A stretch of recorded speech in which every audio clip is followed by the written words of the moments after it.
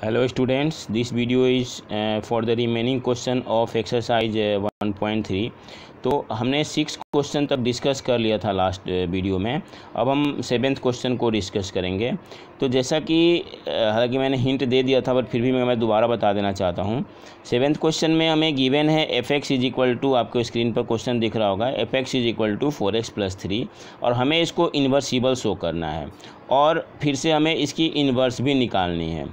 तो जैसा कि हमने कॉन्सेप्ट में डिस्कस किया था कि कोई भी फंक्शन अगर 1 है और ऑन टू है तो वो इन्वर्सिबल होता है, और इसलिए हम इस फंक्शन को 1 और ऑन टू प्रूफ करेंगे। हालांकि एक मेथड और भी है, वो नॉर्मल क्लास में हम डिस्कस कर लेंगे। यहाँ पर ये PDF फॉर्म में है, इसलिए मैं आपको इसी में समझा दे रहा हूँ। हमने पहले इसको f(x)1 1 के लिए आपको याद होगा f(x) बराबर fy कंसीडर करके x को y हमें प्रूफ करना होता है।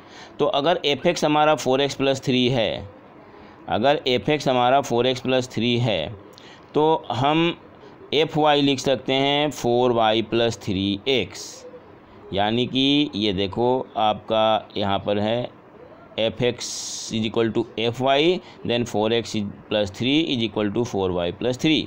अब आपका 3 से 3 कैंसिल हो जाएगा, देन हो जाएगा 4x is equal to 4y। उसके बाद हो जाएगा हमारा x is equal to y, और हमने कंसीडर किया f(x) is equal to fy और प्रूफ कर दिया x is equal to y। इसका मतलब है कि f हमारा 1 1 फंक्शन हो गया। अब ऑन टू के लिए हम, आपको याद होगा, हमने f(x) को y माननी होती थी। तो f(x) की वैल्यू यानी 4x + 3 जो है उसको हम y कंसीडर कर लेंगे, और y कंसीडर करने के बाद यहाँ से x की वैल्यू y के टर्म में निकाल देंगे। ये देखो x की वैल्यू हमारा y के टर्म में आ गया, x is equal to y - 3 divided by 4। उसके बाद इसको हम एक नया फंक्शन कंसीडर कर लेंगे और x के जगह पर, ये हमारा जो फंक्शन है ना, उसमें x के जगह पर ये वैल्यू पुट कर देंगे, और अगर y आ जाता है तो इसका मतलब है कि ये ऑन टू हो जाएगा। तो देखो f(x) x के जगह पर y - 3/4, और देखो यहाँ पर हम कोरिलेट करेंगे, पहले भी आपको बता रखा हूँ मैं, f(x) इज इक्वल टू ये 4x + 3, ये हमें बताता है कि f हटाएंगे, x को 4 से मल्टीप्लाई करेंगे, प्लस में 3 करेंगे। अब यहाँ x के जगह पर y - 3/4 है, तो यहाँ 4 × y - 3/4 प्लस में 3, 4 से 4 कैंसिल, y - 3 + 3, 3 - 3 कैंसिल, y की वैल्यू आ गई y, यानी f(x) की वैल्यू y आ गई। और ये शो करता है कि f जो है वो ऑन टू ही होगा, और 1 1 और ऑन टू दोनों हो गया। सिंस f 1 1 भी हो गया और ऑन टू भी हो गया, इसका मतलब है f इन्वर्स एग्जिस्ट करेगा। अब जो आपने ये निकाला है fy की वैल्यू, ये y रख के, यही हमारा इन्वर्स होगा। तो देखो इसको चेक करने का तरीका है, GOF(x) निकालेंगे। अगर हम GOF(x) को इक्वल टू x प्रूफ कर दें और FOG(y) को हम y प्रूफ कर दें, तो इसका मतलब है कि ये फंक्शन इन्वर्सिबल है और जो g है वो f का इन्वर्स होगा। अब क्वेश्चन है कि g कहाँ से आया, तो ध्यान से देखो, ये जो हमारा फंक्शन है हमने इसको g मान लिया। ये देखो, ये जो मैंने हटा दिया है, ये आपको हटा के दिखा दे रहा हूँ मैं।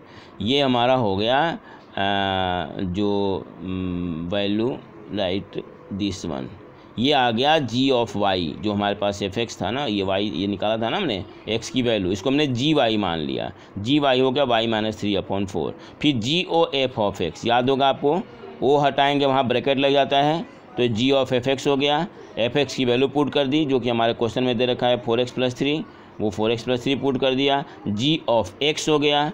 अब x को हम 4 से, जो हमारा है ना, x में से पहले 3 माइनस कर दो, फिर 4 से डिवाइड कर दो, तो उसमें से 3 हमने माइनस किया, 4 से डिवाइड किया, तो 3 माइनस किया तो ये -3 + 3 कैंसिल हो जाएगा। ये हटा के दिखा देता हूँ मैं, -3 और +3 हमारा कैंसिल हो जाएगा, -3 और +3 कैंसिल होकर के, और 4x/4 और 4x/4 हमारा x आ गया। फिर अब हम FOG(y), तो सेम प्रोसेस, o हटेगा, ब्रैकेट लगेगा, FOG(y) हो गया। gy की वैल्यू हमने पुट कर दी, ये जो gy आपका आया था ना, यहाँ पर देखो ध्यान से, तो ये y आ गया। अब f(x), x के जगह पर y - 3/4 हो गया, तो ये जो f(x) वाला है उसमें हमें x को 4 से मल्टीप्लाई करना है ना, तो 4 से मल्टीप्लाई किया और उसके 3 प्लस किया, 4 से 4 कैंसिल, y - 3 + 3 यानी y आ गया। इसका मतलब है कि GOF भी आइडेंटिटी आ रहा है और FOG भी आपको आइडेंटिटी आ रहा है। इसका मतलब है इन्वर्सिबल फंक्शन है। और F इन्वर्स ऑफ y जो है वो हमारा हो गया 4y - 3। F inverse of y हो गया GY के इक्वल यानी y - 3। अब अगर आप यहाँ पर अगर चाहो कि हम FOG ऑफ x लिखें, FOG ऑफ x लिखना चाहते हो तो मतलब F इन्वर्स ऑफ x लिखना चाहते हो तो there is no issue. F inverse of x जो होगा वो हो जाएगा x - 3 x - 3 मैं यहाँ ऊपर लिख देता हूँ x - 3 डिवाइडेड बाई 4। ये आपका हो गया F इन्वर्स ऑफ x की वैल्यू। अगर इसको हटा के मैं ऊपर ही लिख दे रहा हूँ दोबारा से, ये हमारी जो वैल्यू आई है वो आई है F inverse of x। F inverse of x is equal to x - 3/4। That's your answer. अब हम बात करते हैं नेक्स्ट क्वेश्चन की, जो हमारा 8th क्वेश्चन है। 8th क्वेश्चन आपके सामने स्क्रीन पर आ गया।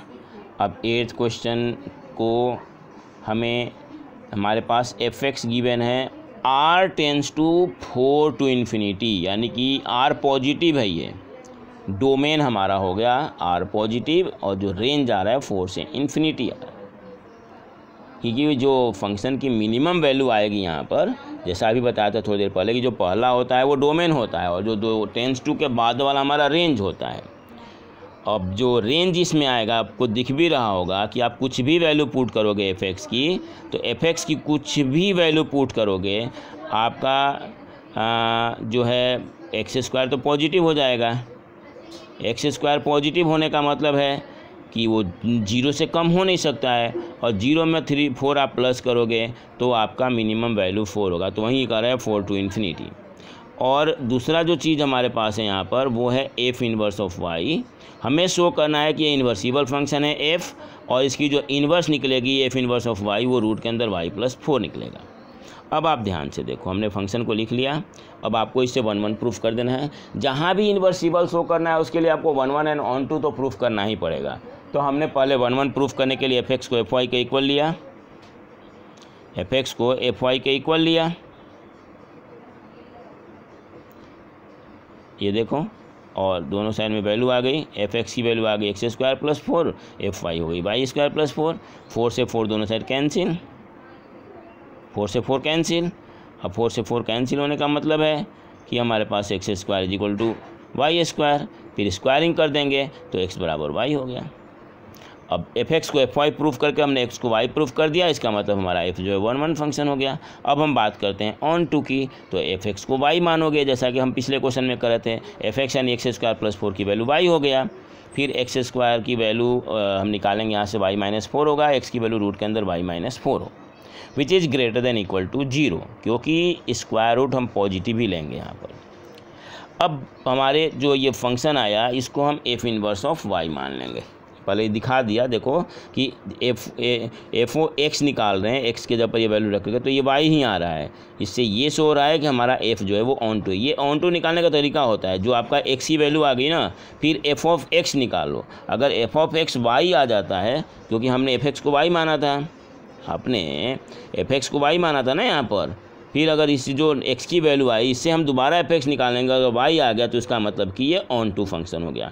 अब ऑन टू फंक्शन होने का मतलब है कि जो फंक्शन है उसका इन्वर्स एग्जिस्ट करेगा। ये हमारा हो गया। अब हमें जो शो करना है वो दूसरा पार्ट है कि इन्वर्स इसका क्या होगा। तो बच्चों जो इन्वर्स हमें दे रखा था हमने उसको g ऑफ y मान लिया। फिर वही काम किया यहाँ भी, FOG ऑफ x को हमने y मान लिया, मतलब GOF ऑफ x निकाल रहे हैं। देखो ये लाइन देखो ध्यान से आप, GOF ऑफ x यानी g ऑफ fx। ये ध्यान रखना, ओ हटाएंगे वहाँ बड़ा ब्रैकेट लग जाएगा। फिर fx की वैल्यू पुट किया x² + 4, फिर g ऑफ x हो गया x² + 4।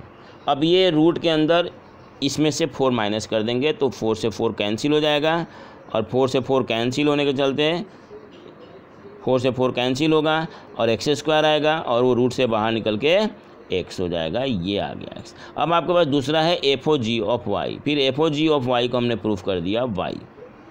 यानी GOF जो है और FOG दोनों ही आइडेंटिटी मैट्रिक्स आ रहा है। इसका मतलब है कि F हमारा इन्वर्सिबल है और जो F इन्वर्स ऑफ X है वो G ऑफ Y यानी कि रूट के अंदर y-4 के इक्वल आ गया। That's our answer.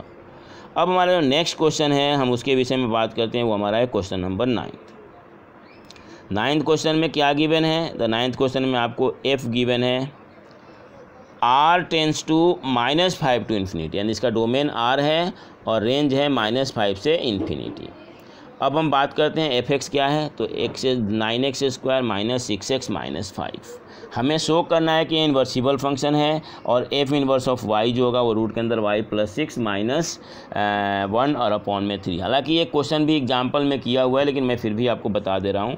सबसे पहला नंबर है हमें इसे 1 प्रूफ करना है और ऑन टू प्रूफ करना है, जो कि आपको कई बार डिस्कस करा जा चुका है। हाँ, यही मेथड है हमारा जो मैं अल्टरनेटिव मेथड की बात कर रहा था कि आप डायरेक्ट Fx को y मान लो और Fx को y मान करके और x की वैल्यू y के टर्म में निकालो। मैं आपको ये समझाने की कोशिश कर रहा हूँ कि कैसे इन्होंने इसको निकाला है। तो आपको याद होगा 10th क्लास में हमने वो मेथड एक पढ़ा था, उसको कंप्लीटिंग द स्क्वायर कहते थे। 9x² + 6x - 5 इसको हम कंप्लीटिंग द स्क्वायर से सॉल्व कर रहे हैं। 9x को हम लिख सकते हैं, 9x² को मैं यहाँ लिख रहा हूँ 3x का होल स्क्वायर और प्लस 2x 2 × 3x, मतलब मैंने a² के बाद 2 × a लिख लिया। अब b, तो b लिखते समय हमें ये देखेंगे कि 2 3 6 तो हमारा पूरा आ गया। इसका मतलब हमें b के जगह पर 1 लेना पड़ेगा, फिर लेना पड़ेगा प्लस b यानी कि 1 का स्क्वायर, लेकिन 1² नहीं है यहाँ पर, तो -5 है। तो जो -5 है वो तो है ही, हमें इस -1 को भी माइनस करना पड़ेगा, 1 को भी माइनस करना पड़ेगा क्योंकि 1 हमने एक्स्ट्रा लिखा था। फिर ये मिल करके हमारे पास बन गया 3x² + 2 × 3x + 1 + 1², ये बन गया 3x + 1 का होल स्क्वायर और -5 और -1 इज -6। यानी कि Fx की जो वैल्यू है वो y की जो वैल्यू है वो आ गया 3x + 1 का होल स्क्वायर -6। अब इस -6 को आप लेफ़्ट में ला दो, मैं हटा दे रहा हूँ यहाँ से, आपको दिख तो गया ही होगा। अब हम इधर 6 ला देंगे तो इधर आकर 6 हमारा प्लस हो जाएगा और 6 प्लस हो जाएगा तो पावर हटाएंगे तो रूट लग जाएगा, फिर 1 को ले जाएगा उधर माइनस होगा, फिर 3 ले जाकर उधर डिवाइड हो जाएगा। यानी कि हमें x की वैल्यू मिल गई, x की वैल्यू मिल गई रूट के अंदर y + 6 - 1 / 3। नाउ स्टूडेंट्स F हमारा ऑन टू हो गया। यहाँ आप 1 भी प्रूफ कर सकते थे लेकिन इसमें नहीं किया हुआ है, हमें पता है, आप इसको कर सकते हो और अगर नहीं करोगे तो भी हमारा बात बन जाएगा यहाँ पर, क्योंकि हम FOG और GOF हमें मेन इन्वर्सिबल प्रूफ करना है। अगर हम इन्वर्सिबल डायरेक्ट कर देते हैं तो हमें इसको कुछ करने की ज़रूरत भी नहीं है। बस ये हमने केवल x की वैल्यू निकाल ली ताकि हम क्या करेंगे कि G ऑफ y कंसीडर कर लें। हमने इसको G ऑफ y ले लिया, रूट के अंदर y + 6 - 1 / 3। उसके बाद हम GOF ऑफ x निकालेंगे और वो आना चाहिए x। उसके बाद हम FOG ऑफ y निकालेंगे, वो आना चाहिए हमारा y। अब देखो कैसे आ रहा है, तो GOF ऑफ x यानी G ब्रैकेट के अंदर fx, G ब्रैकेट के अंदर fx की वैल्यू 9x² + 6x + -5। फिर इसको हमने क्या किया कि जो भी फैक्टराइज किया था ना, ये वाला चीज़, इसको हमने ये लिख दिया था ना, तो वो लिख दिया यहाँ लिख दिया रूट के अंदर 3x + 1 का होल स्क्वायर माइनस का 6 और प्लस का 6 और माइनस का 1। अब जो -6 + 6 तो कैंसिल हो जाएगा और रूट के अंदर 3x का + 1 का होल स्क्वायर जो है वो रूट से बाहर निकल के 3x + 1 हो जाएगा और ये रूट के बाहर एक -1 था तो -1, तो -1 और +1 कैंसिल, 3x/3 और 3x/3 कट के हमारा x आ गया। अब हम बात करते हैं जो दूसरा हमारा फंक्शन था वो है FOG ऑफ y। तो FOG ऑफ y का क्या करोगे बच्चों, तो FOG ऑफ y फिर निकालेंगे f ऑफ gy की वैल्यू, फिर f ऑफ x हो गया, ये x हो गया। अब x के जगह पर हम जो है इसको रखेंगे और आपका पीछे क्वेश्चन है 3x + 1 का होल स्क्वायर -6, तो 3 × जो रूट के अंदर है y + 6 - 1/3 का होल स्क्वायर +1 का होल स्क्वायर। तो इसमें आप क्या करोगे कि जब ये आपका 3 है, 3 से 3 कैंसिल हो जाएगा। फिर रूट के अंदर y +6 -1 और +1 -1 +1 कैंसिल हो जाएगा। तो रूट के अंदर y +6 जो बचा उसी का स्क्वायर होगा। फिर रूट हटा देंगे स्क्वायर से, फिर y +6 और -6 कट के y की इसकी वैल्यू y आ गई, ये y आ गया हमारा। यानी GOF भी आइडेंटिटी आ गया, FOG ये आइडेंटिटी आ गया। फिर जो हमने फंक्शन बना रखा था, ये हमारा जो क्वेश्चन में दे रखा था, यही हमारा इन्वर्स हो गया, क्योंकि आपको शो भी करना था और यही कोई फंक्शन हमने नया बनाया था यहाँ पर। ये ध्यान से देखो, आपने यही फंक्शन यहाँ बनाया था, ये फंक्शन बनाया था यहाँ पर, ये जो आपको मैं दिखा रहा हूँ, एक सेकेंड, ये आपने बनाया था, ये हमारा इन्वर्स हो गया। This is the inverse of f। तो इस तरह से ये हमारा क्वेश्चन पूरा हो गया। अब हम बात करते हैं, क्वेश्चन नंबर हमारा 10 है। 10th क्वेश्चन में x टेंस टू y है, f is to x tends to y be an invertible function और so that f has unique inverse. तो यहाँ भी हम क्या करेंगे कि दो फंक्शन g1 और g2 कंसीडर कर लेंगे, और मतलब आपको यूनिक शो करना है। तो जो आपको याद होगा मेथड ऑफ कंट्राडिक्शन हमने 10th में भी पढ़ी थी, हमने इसको मान लिया कि यहाँ पर दो इन्वर्स हैं। फिर ये दिखा देंगे कि g1 और g2 दोनों इक्वल है। कैसे हो रहा है वो देखो। तो पहले हमने FOG1 ऑफ y निकाला जो, और फिर FOG2 ऑफ y निकालेंगे, और दोनों ही आइडेंटिटी सेम आइडेंटिटी आ जाता है, तो ये 1 1 हो जाएगा। तो देखो ध्यान से, हमने कंसीडर कर लिया, ये देखो FOG1 ऑफ y यानी f ऑफ g1y, और f ऑफ g1y का मतलब हो गया FI ऑफ y, और वो FOG2 ऑफ y के ही इक्वल आएगा। ये पूरा सॉल्व किया करके दिखा दिया कि FG1 और G2 हमारा इक्वल है। इसका मतलब है ये यूनिक हो गया। बस यूनिकनेस ही हमें शो करना था। ये छोटा सा ही क्वेश्चन है। अब हम बात करते हैं जो हमारा नेक्स्ट क्वेश्चन है, वो है क्वेश्चन नंबर 11th, और इसमें आपको इन्वर्स निकालना है, शो करना है कि इन्वर्स का इन्वर्स सेम फंक्शन आ जाएगा। तो देखो सबसे पहला आपका क्वेश्चन है f is to 1 2 3 tends to ABC, और ये भी गिवन है f1 बराबर a, f2 बराबर b और f3 बराबर c। If we define g ABC tends to 1 2 3, तो g ऑफ a 1 हो जाएगा, g ऑफ b 2 हो जाएगा और g ऑफ c 3 हो जाएगा। तो हम कहेंगे कि हमारा फंक्शन है इन्वर्सिबल। अब देखो निकाल रहे हैं इसको, FOG ऑफ a निकाला और ये वैल्यू a आ गई। कैसे आ गई? तो f ऑफ GA, और GA का वैल्यू आपको यहाँ दे रखा है 1, फिर ये F1 हो गया, और F1 की वैल्यू आपको यहाँ a दे रखा है। तो इस तरह से FOG ऑफ a हमारा a आ गया, FOG ऑफ b भी हमारा b आ रहा है, FOG ऑफ c भी हमारा c आ रहा है। फिर GOF ऑफ 1 निकाला वो भी 1, GOF ऑफ 2 निकाला वो भी 2, और GOF ऑफ 3 निकाला वो भी 3 आ रहा है। इसका मतलब है कि GOF भी आइडेंटिटी का मतलब यही होता है कि जो हमने इनपुट डाला वही हमारा आउटपुट आ गया। f ऑफ x बराबर x, आपको याद होगा आइडेंटिटी फंक्शन 11th में भी था, और हमने इसमें भी डिस्कस किया था कि अगर f(x) बराबर x है तो हम उसको आइडेंटिटी फंक्शन कहते हैं। तो हमने देखा कि जिसमें a डाला तो a निकला, 1 डाला तो 1 निकला, तो इसका मतलब है कि ये आइडेंटिटी फंक्शन है। और इस तरह से अगर ये आइडेंटिटी है तो इसका मतलब है कि ये 1 1 एंड ऑन टू दोनों हो गया, और ये इन्वर्सिबल फंक्शन है। तो क्वेश्चन है कि अब ये इन्वर्स क्या होगा, तो यहाँ पर वही हो गया कि f का इन्वर्स g है और g का इन्वर्स f है, इसीलिए इन्होंने ये निकाल कर आपको दिखाया है इस तरीके से। अब let us now find the inverse f inverse, that is the inverse of g। एक बार हमने f का इन्वर्स ये निकाल दिया, अब g का इन्वर्स निकाला है, वो ये h मान लिया यहाँ पर फंक्शन का नाम नया, क्योंकि ऑलरेडी ये पहले यूज हो चुका है, तो फंक्शन का नया नाम मान करके उसके हिसाब से आपको दिखा दिया।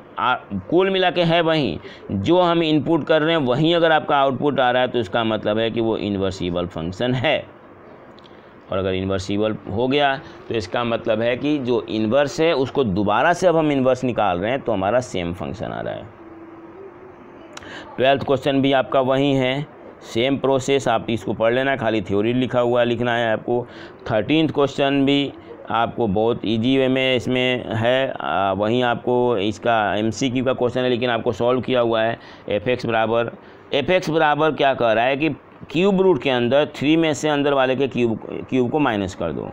तो अगर हम इसका निकालते हैं तो दोबारा से वही काम करेंगे, तो 3 में से इसके क्यूब रूट का क्यूब करेंगे तो पावर हमारा कट के 3 माइनस एक्स स्क्वायर हो जाएगा, और 3 में से 3 माइनस एक्स स्क्वायर माइनस करोगे तो 3 माइनस 3 प्लस एक्स हो जाए, एक्स स्क्वायर हो जाएगा। मैं आपको दिखा रहा हूँ कहाँ लिखा हुआ है, ये देखो आपका। फिर वो क्या होगा, 3 3 3 कैंसिल होकर के एक्स क्यूब का पावर 1/3 और वो एक्स के इक्वल आ जाएगा। इसका मतलब कि हमारा इन्वर्सिबल फंक्शन है। सी पार्ट इसका आंसर होगा।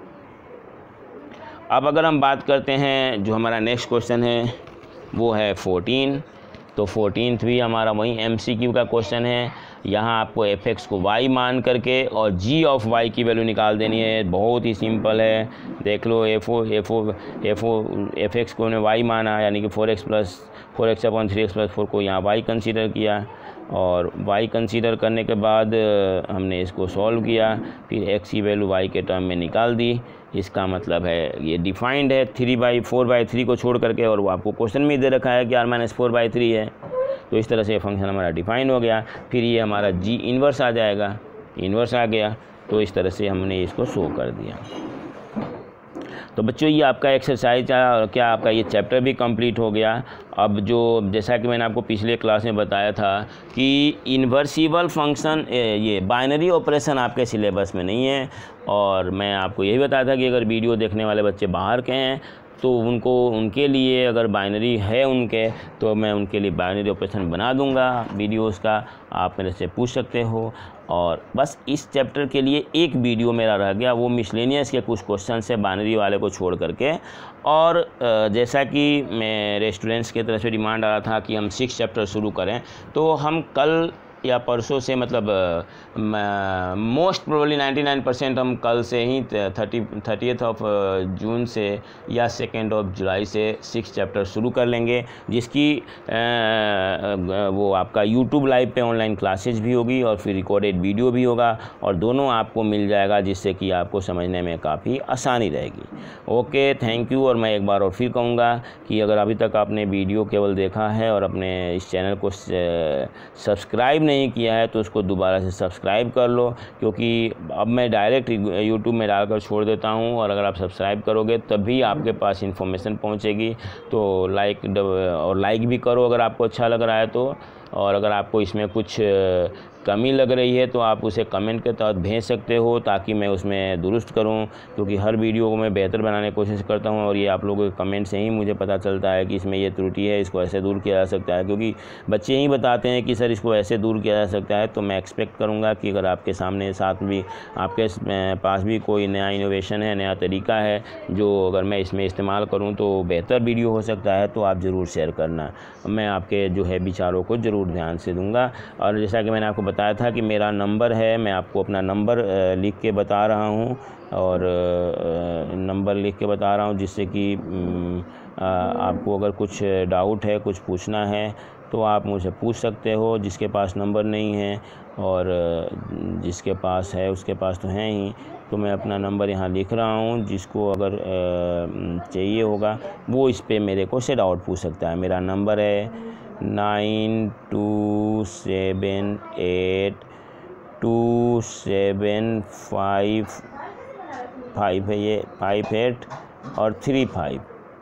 और जो दूसरा नंबर है वो है 9868081209 और 9, 0 है 1209। और मेरा मेल आईडी है mathematicalpoint@gmail.com। बात करते हैं, एक बार लिखता हूँ फिर दोबारा, mathematicalpoint@gmail.com।